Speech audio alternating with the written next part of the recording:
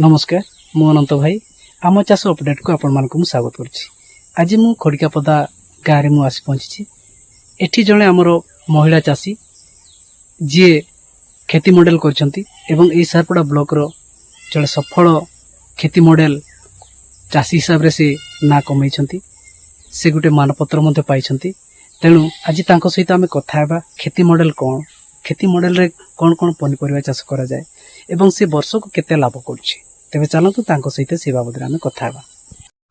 नमस्कार, मोर नाम तोलता महांत, खड़िकापदा हुड़ीसाई माँ बसुधा पीजी रो सफिया। दीदी ए जो खेती मॉडल टा आपन को बाड़ी रे हेची, ए खेती मॉडल टा आपन को माने निजे खर्च करिकी करछंती ना को डिपार्टमेंट रु आपन को मिली छी इटा? ना मु देइछि 15,000, डीएफएफ रु 10,000, खेती मॉडल कंपनी रु 50,000 एंडी 75,000 रे नेट हाउस टी करा हेछि। अच्छा, एटी दीदी कहवा कथा होची तांकर निजे ए खेती मॉडल करिया पई हेले ताकू से 15,000 टंका से निजे डिपॉजिट करथिले ए खेती मॉडल करिया पई आ ता सहित से डीएमएफ सपोर्ट देथिला 10,000 एवं खेती कंपनी से 50,000 टंका देथिले। तो टोटल 75,000 टंकार ए खेती मॉडल टा आपण माने जो देखुचंती ए भितरे जो चाष से करचंती से जिनसटा सेतकी 75,000 टंकार हेछि। आ जो माने भी आपण माने चाहिबे जदी जो माने खेती मॉडल करिया पई चाहंती तेबे आपण माने सीधा सड़क आमको कांटेक्ट करि परिबे, नहले ए दीदी अछंती दीदी को मध्य कहि परिबे कहा माध्यम रे से करिछि। तो आपण माने तांको सहित जोगाजोग करिकि मध्य अन्य माने मध्य आपण माने करि परिबे।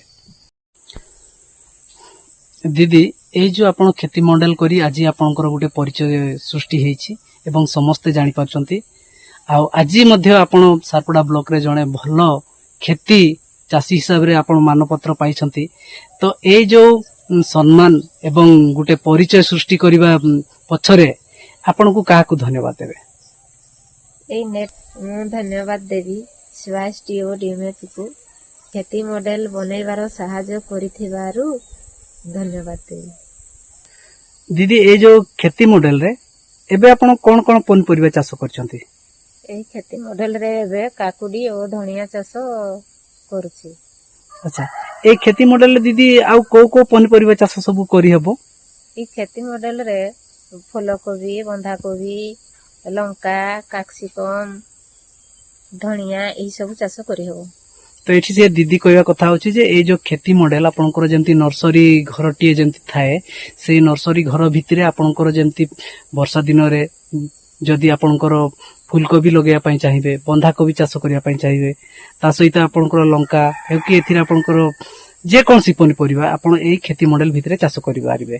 यार फायदा रहउची जे वर्षा दिन रे मध्य आपनकर जो पनिपरिबा नष्ट होबार कथा से पनिपरिबा नष्ट होबो नै। सेथि पई से दीदी कहउचंती जे फूलकोबी, बंधाकोबी आपनकर जहा भी से दीदी ए जो खेती मॉडल आपनकर खेती मॉडल भितरे को पनिपरिबा सब चाष होबो आपण निजे चाष करंती ना आ को डिपार्टमेंट की आपण को आसी की बतांती जे दीदी एई पनिपरिबा लगांतु एथिरे ए जिंस लगेइले भलो हबो? एई पनिपरिबा चाष करिबा पई हम सीआईसीडी रो दीदी और सार माने आ को प्रकार चाष करिवो कते बडे को चाष करले आ लाभवान होई परिबे से विषय रे बुझांती। तो एठी हमें जानिले दीदी को जणे एनजीओ डिपार्टमेंट जोटा कि सीओएसडी जोटा मोर तांको एरिया रे एपीसी प्रोजेक्ट गुटे चालीसी हॉर्टिकल्चर डिपार्टमेंट रो से सार माने आसिकी तांको खेती मॉडल भितरे को पनिपरिबा सब चाष करि हेबो एवं एथिरे उन्नत मानर केमती चाष करि हेबो से बदरे ताकू ट्रेनिंग देबा सहित बुझांती एवं से निजे पनिपरिबा चाष करिकी से लाभवान होची बोली से कहिबा कथा। दीदी ए जो आपनकर खेती मॉडल जेहेतु सबु आडे नेट रे सबु घेर हेछि जोटा कि बहुत सुंदर भी देखा जाउची, ए भितरे आपनकर जो पनिपरिबा लगै छंती जेमति कि एबे काकुडी लगै छंती किछि रोगपोक लागुछि की? हां सर, रोगपोक सेमति किछि नेट भितरे अछि हिसाब रे रोगपोक एते लागंती नाही।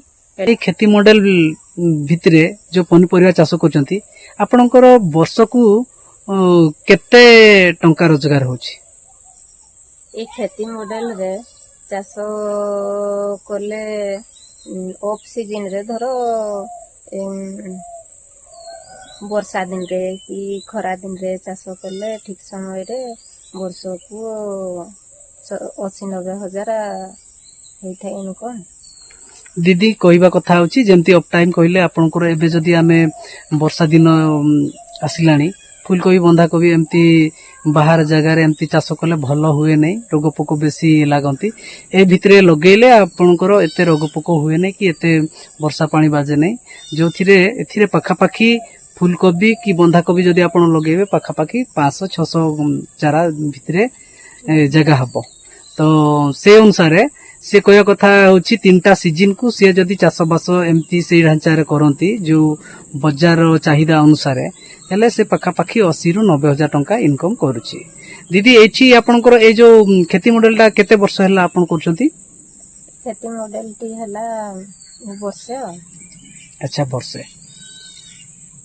ଦିଦି ଆପଣ କୁଆଡେ ମାନେ ଆମେ ଶୁଣିବାକୁ ପାଉଛୁ ଆପଣ କ୍ଷତି ମଡେଲ ଏଇ ଯୋଉ ଆମର ସାରପଡା ବ୍ଲକ ରେ ଆପଣ ଗୋଟେ ଭଲ କ୍ଷତି ମଡେଲ ହିତାଧିକାରୀ ହିସାବରେ ଆପଣ ସାର୍ଟିଫିକେଟ ମଧ୍ୟ ପାଇଛନ୍ତି। ହଁ ଅଛି କି ଆପଣ ପାଖରେ ଅଛି ହେଲେ ଆପଣ ଟିକେ ଦେଖିଲେ ଭଲ ହୁଅନ୍ତା। ଅଛି। ଘରେ ଅଛି ନା ଆପଣ ଆଣିଛନ୍ତି ଏଠି? ହଁ ଏଠି ଆଣିଛି। ଦେଖିଲେ ଦେଖାନ୍ତୁ, ଯୋଉମାନେ ଆମର ଚାଷୀ ମାନେ ଦେଖୁଛନ୍ତି ସେମାନେ ଜାଣିବେ। ତ ଏଠି ଆପଣ ଦେଖନ୍ତୁ ଏଇ ଯୋଉ କ୍ଷତି ମଡେଲ ଟା ସିଏ ନର୍ସରୀ ଯେମିତି ହୁଏ ସେଇ ଭଳିଆ ହେଇଛି। ତ ପାଖାପାଖି 20 ଡେସିମିଲ ଭଳିଆ ଜାଗାରେ ଏବଂ ଭିତରେ ବହୁତ ସୁନ୍ଦର ଚାଷ ମଧ୍ୟ ହେଇଛି। ମୁଁ ଆପଣମାନଙ୍କୁ ଦେଖାଉଥିଲି। ଏବେ ସେ ଦିଦି ଯେହେତୁ ସାରପଡା ବ୍ଲକ ରେ ଯେତେଟା ବି ଆମର କ୍ଷତି ମଡେଲ ହେଇଛି, ତ ସେଇ କ୍ଷତି ମଡେଲ ଭିତରୁ ସେ ବେଷ୍ଟ କ୍ଷତି ମଡେଲ ରେ ପନିପରିବା ଚାଷ କରୁଥିବା ଜଣେ ହିତାଧିକାରୀ ହିସାବରେ ବା ଚାଷୀ ହିସାବରେ ସେ ଗୋଟେ ତାର ସାର୍ଟିଫିକେଟ ମାନପତ୍ର ମଧ୍ୟ ପାଇଛି। ଏଇଟା ଆପଣ ମାନେ ଦେଖନ୍ତୁ। ଦିଦି ଏଇ ଯୋଉ କ୍ଷତି ମଡେଲ ଭିତରେ ଏବେ ତ ଆମର କାକୁଡି ଆଉ ଧଣିଆ ଚାଷ କରୁଛନ୍ତି, ୟା ପରେ ଆପଣଙ୍କର ନେକ୍ସଟ ଯୋଜନା କଣ ଅଛି? ୟା ପରେ ଯୋଜନା ଅଛି ଫୁଲକୋବି ବନ୍ଧାକୋବି ଚାଷ କରିବା ପାଇଁ। ତ ଆପଣ ମାନେ ଜାଣିଲେ ଆମର ସାହାରପଡା ବ୍ଲକ ର ଖଡିକାପଦା ଗ୍ରାମରେ ଆମର ତରୁଲତା ମହାନ୍ତ ଯିଏ କ୍ଷତି ମଡେଲ କରିଛନ୍ତି ଏବଂ ସିଏ ବହୁତ ସଫଳ ଚାଷୀ ହିସାବରେ ସିଏ ଗୋଟେ ମାନବ ପତ୍ର ବି ପାଇଛନ୍ତି। ତ ମୁଁ ତାକୁ ନିହାତି ଧନ୍ୟବାଦ ଦେଉଛି ଏବଂ ସିଏ ଆଗକୁ ବଢୁ।